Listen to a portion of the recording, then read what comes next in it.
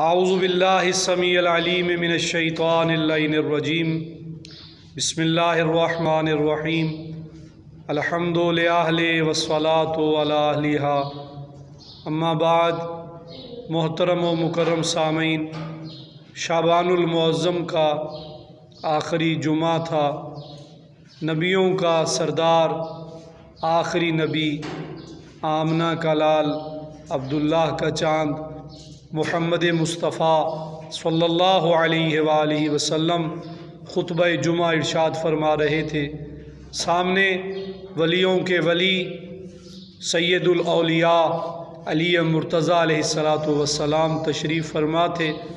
مولا متقیٰ نے پوچھا، یا رسول اللہ، آنے والا مہینہ شہر اللہ ہے، رمضان المبارک ہے، ماہ مبارک میں افضل ترین عمل کیا ہے؟ اللہ کے رسول نے فرمایا، یا علی، رمضان المبارک کا افضل ترین عمل ہے گناہوں کو چھوڑ دینا۔ اے اللہ، ہم سب کے چھوٹے بڑے گناہوں سے صرف نظر فرما، ہم سب کو آئندہ گناہ نہ کرنے سے محفوظ فرما۔